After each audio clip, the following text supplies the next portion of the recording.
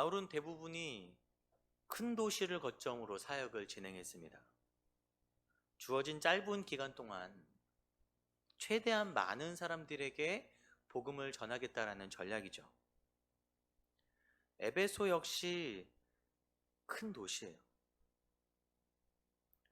바울은 이곳에서 3차 전도여행에 해당되는 대부분의 시간을 머물렀습니다. 그 기간이 무려 3년이나 되었어요. 굉장히 중요한 도시인 거죠. 에베소는 소아시아 지역의 수도라고 일컬어졌습니다. 아시아의 로마라고도 불렀다고 해요. 그 위치가 그리스 로마와 서방 아시아를 연결하는 해로와 육로의 교착점이 있었어요. 그래서 무역이 굉장히 발달했고 다양한 문화가 유입되었습니다. 대부분 이런 지역이 공통점이 있는데 많은 문화가 들어왔기 때문에 많은 우상이 존재했어요.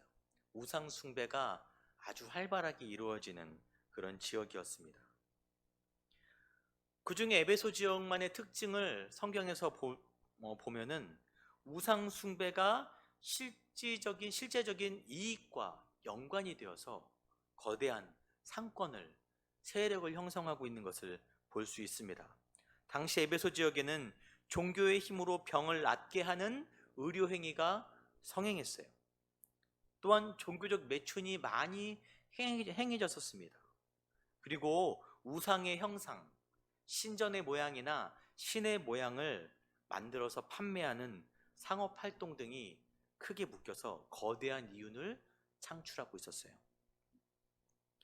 바울이 에베소에 도착했을 때 아마 그는 신전과 상권이 결합된 철옹성 같은 사단의 세력을 느꼈을지도 모릅니다.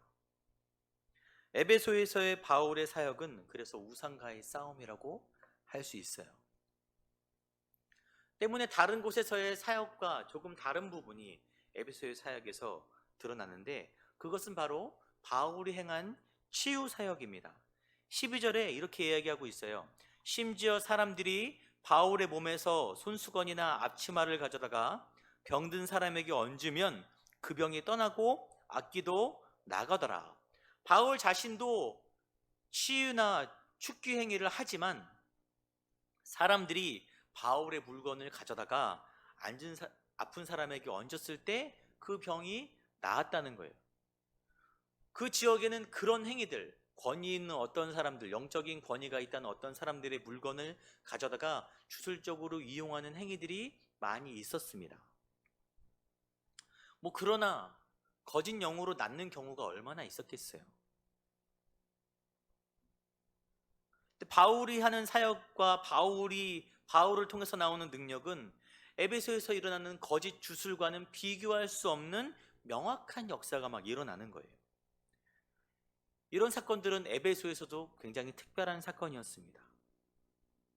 그런데 바울이 아마 갔던 곳마다 이런 역사들이 일어났을 거라고 예상돼요.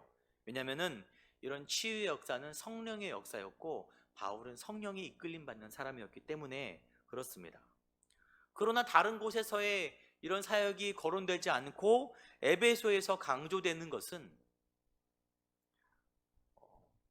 우리에게 어떤 한 가지 이슈를 제공해줘요. 영적인 기적의 역사가 언제 일어나는가? 왜 일어나는가?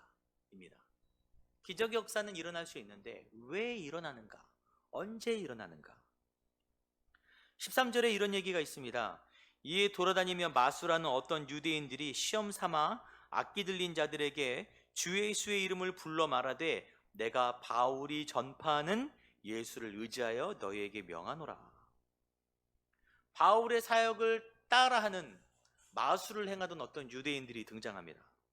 이들은 주술적인 것들을 행해서 축기들을 행해서 수익을 얻는 자들이었어요. 특히 본문에는 제사장 스게와의 7 아들이 등장하는데 그들 역시 바울의 사역을 따라합니다. 제사장의 아들들이 이런 일을 했다는 것은 당시 유대교가 얼마나 어긋나 있었는지를 보여주는 거예요. 그들은 예수의 이름으로 행해지는 치유 행위를 보고 따라했어요. 따라했지만 그 일의 주체가 되는 예수의 이름에는 관심이 없는 것입니다. 바울이 전파하는 예수인 것입니다. 그들의 마음은 예수의 이름으로 행해지는 기적에만 있었어요. 그래서 그들이 축기 행위를 행했을 때 오히려 귀신 들린 사람에게 해를 당합니다. 15절에 내가 예수도 알고 바울도 알거니와 너희는 누구냐? 예수의 이름의 권위를 사용하려고 했지만 그 권위는 예수를 믿는 자들에게 있는 권위이죠. 내가 바울도 알거니와, 그 귀신이 이렇게 말해요. 바울이라는 사람의 영적 권위라기보다는 바울이 따르는 예수의 권위를 오히려 보여주는 말이죠. 내가 예수도 알고 그 예수를 믿는 바울도 안다. 너는 누구냐? 라는 것입니다. 또한 이 사건을 통해서 에베소 지역의 마술사들이 다 돌이켰어요. 회개하고 그들의 마술책, 주술서들을 가져와서 불사릅니다. 그런데 그 책의 양이 은 5만이나 해당되는 책을 불살랐어요. 여러분, 은 하나가 한 사람의 품삯이라고 쳤을 때 5만 일의 품삯인 거예요. 한 사람이 137년을 벌어야 한 20몇 억 된다고 하더라고요. 지금 돈으로 하면은. 얼마나 많은 양의 책이 에베소에서 주술서가 돌아다니고 있었어요. 이 일련의 사건들은 에베소가 얼마나 우상에 지배되어 있고 잘못된 행위들을 하고 있었는지 알려주는 것입니다. 바울이 행한 기적은 에베소 지역에 뿌리 박힌 우상을 제거하기 위한 행동이었습니다. 하나님은 그 일을 위해서 바울에게 그 기적의 역사를 허락하신 거예요. 여러분, 기적은 기독교의 핵심이 아니죠. 기적 자체의 의미가 아니라 복음을 위한 도구로 받아들여야 합니다. 왜 이런 이야기를 하냐면은 이 시대에도 하나님이 원하시는 방향으로 기적의 역사가 일어날 수 있습니다. 또 때로는 필요하죠. 그럴 때 그 기적의 마음이 빼앗겨 헛되이 나아갔던 유대인들이 아니라 하나님의 뜻을 깨닫고 오직 진리의 믿음으로 굳건하게 설 수 있는 그런 저와 여러분이 되기를 간절히 바랍니다. 이제 에베소 지역의 이야기를 더 할 텐데, 에베소에 여러 신전이 있었어요. 하지만 그 중에서 에베소의 자랑이라고 여겨지는 특별한 신전이 있었습니다. 아르테미스 신전이 있었어요. 본문에는 아뎀이라고 설명을 합니다. 아르테미스는 제우스의 딸 달의 여신이라 불러요. 이 신전이 얼마나 아름다웠는지 지금은 다 파손되고 없는데 세계 7대 불가사의라고 일컬어졌었습니다.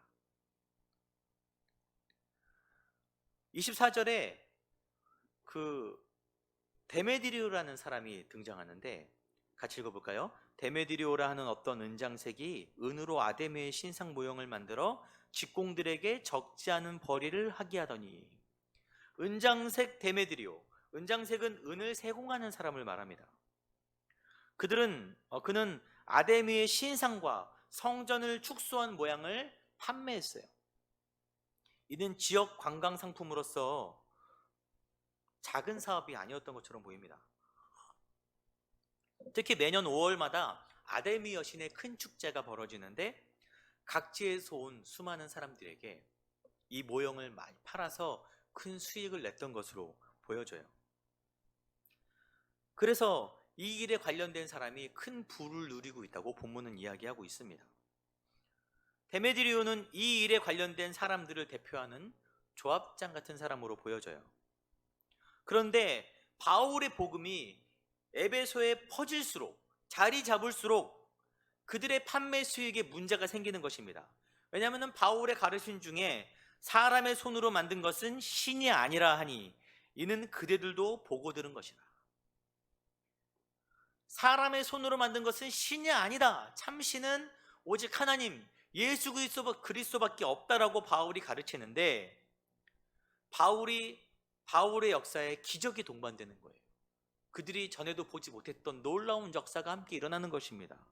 그래서 많은 사람들이 바울의 복음을 듣고 받아들이기 시작했어요.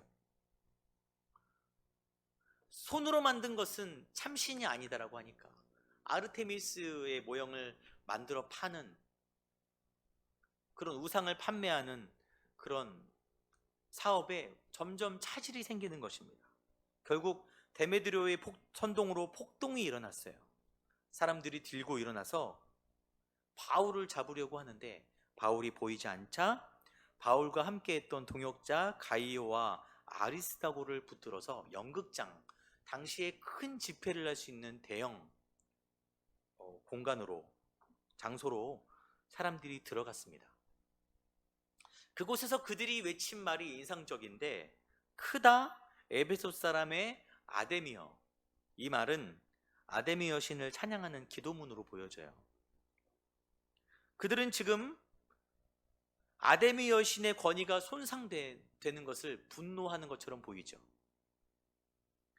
사실 그들이 분노한 이유는 여러분 다 아시겠지만 관광 수익 때문에 그랬습니다. 자신들의 수입에 지장이 오자 그들이 분노했지만 겉으로는 크다 에베소 사람의 아데미여, 우리 아데미 여신의 권위가 땅에 떨어지는 이 일을 더 이상 묵과할 수 없다라고 이야기하는 것입니다. 이는 매우 위선적인 장면으로 보여지는데, 그러나 더 자세히 보면 그들은 아주 솔직합니다. 데메드리오가 사람들을 모아놓고 이야기를 해요. 어떤 이야기를 하냐면은 자신들에게 닥친 경제적인 타격에 관한 부분을 은폐하지 않고 솔직하게 이야기합니다. 25절과 27절에 우리의 풍족한 생활이 이 생업에 있는데 우리의 이 영업이 천하여질 위험이 있을 뿐 아니라 큰 여신 아데미의 신전도 무시당하게 되고 온 아시아와 천하가 위하는 그의 위엄도 떨어질까 하노라 하더라. 자신들의 경제적인 그런 타격을 솔직하게 이야기하고 그것을 자연스럽게 아데미의 위엄과 연결시킵니다.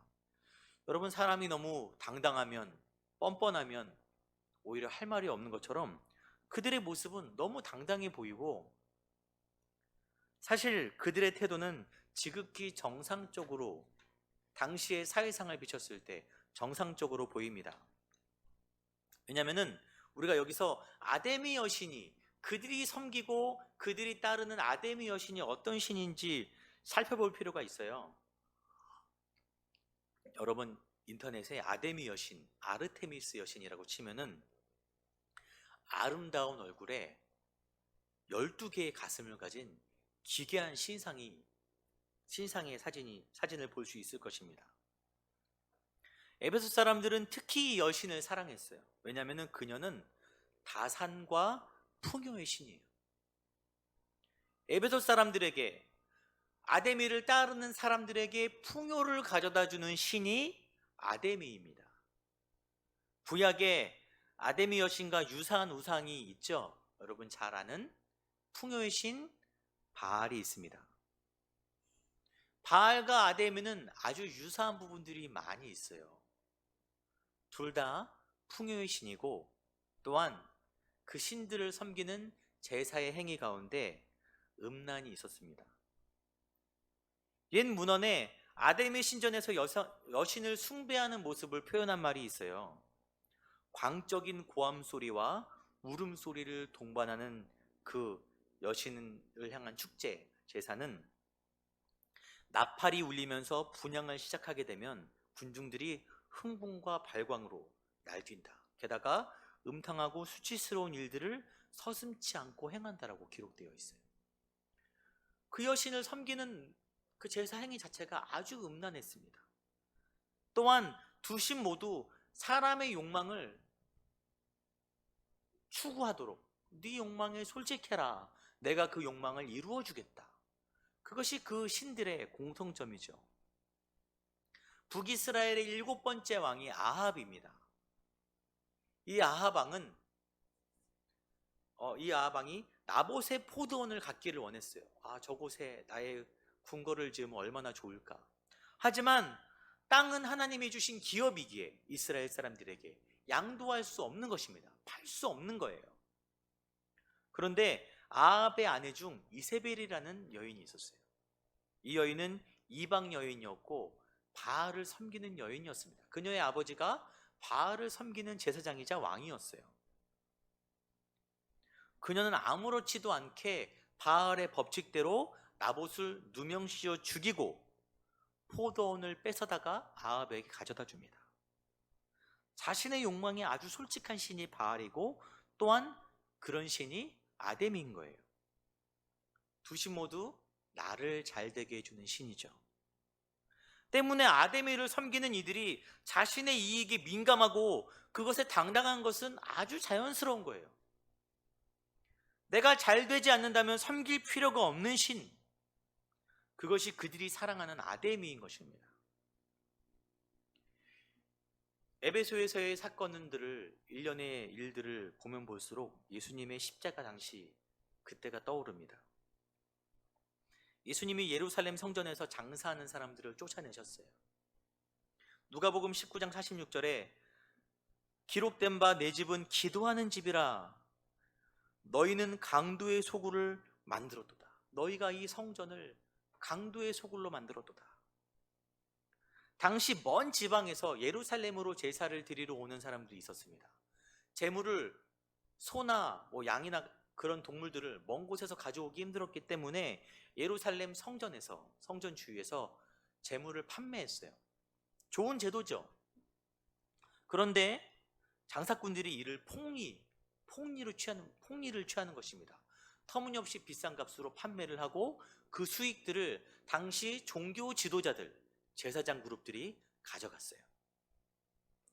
예수님은 그들의 이권을 비난하고 잘못된 그들의 그 상권을 다 무너뜨린 것입니다. 이 사건이 예수님을 십자가에 죽게 한 결정적 사건이죠. 당시 종교 지도자들은 자신의 이익 때문에, 자신의 권위 때문에 예수님을 죽게 한 것입니다. 내 손에 넣으려는 욕망을 이루어주는 신, 그런 신을 우리는 우상이라고 합니다.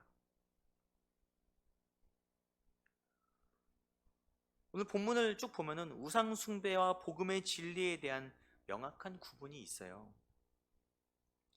그 구분점으로 봤을 때 만일 예수를 믿는다고 말할지라도 그것이 나의 이익을 위해서, 나의 욕망을 위해서 예수를 믿는다면 우리는 예수를 우상으로 믿고 있는 것입니다.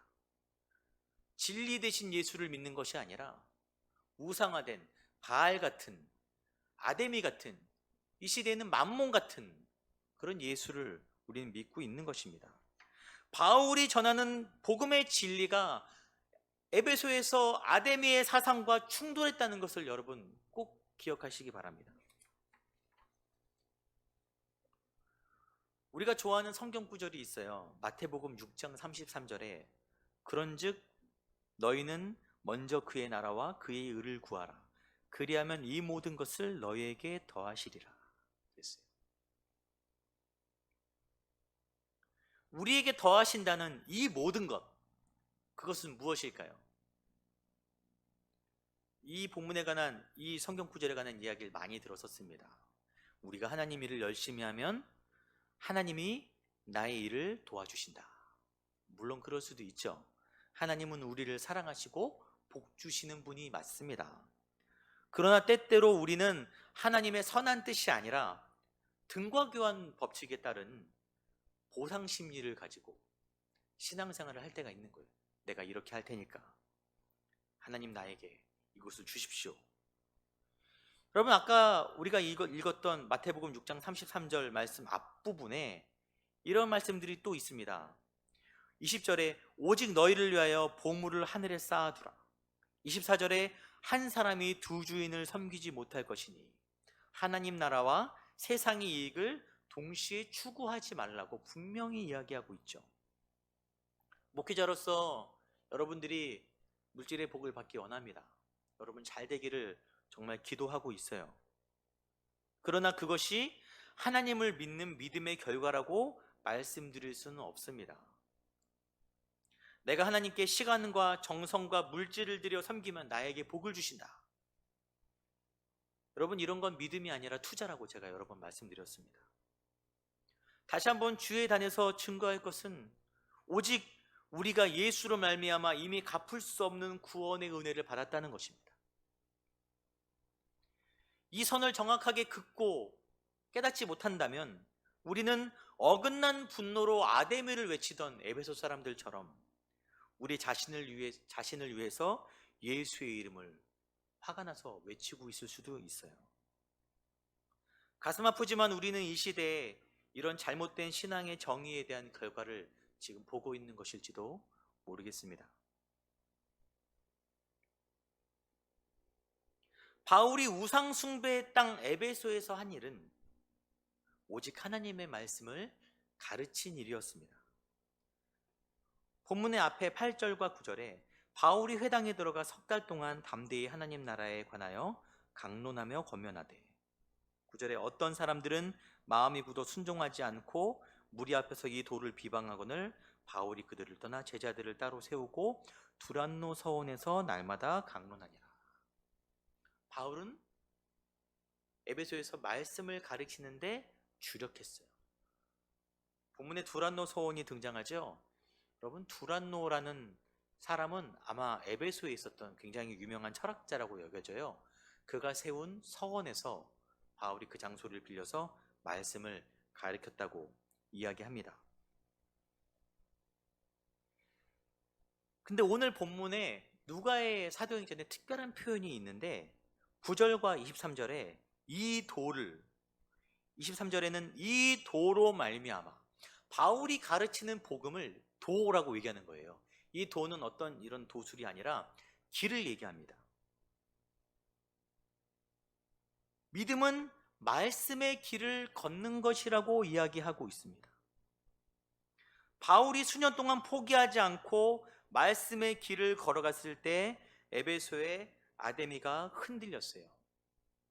바울을 모방하려던 유대인들이 예수 그리스도의 이름만 이야기했을 때 예수 그리스도의 길은 걷지 아니하고 그들은 실패했습니다. 여러분, 우리가 이 혼란한 시대에 붙들 것은 오직 하나님의 말씀, 그 길밖에 없는 줄 믿으시길 바랍니다. 예수의 십자가의 길, 그 좁은 길, 낮은 곳으로 내려가는 길을 우리는 걸어가야 하는 것입니다. 그래서 말씀을 바르게 배우고 이 혼란한 시대를 관통하는 진리의 길로 나아가는 저와 여러분이 항상 되시기를 소망합니다.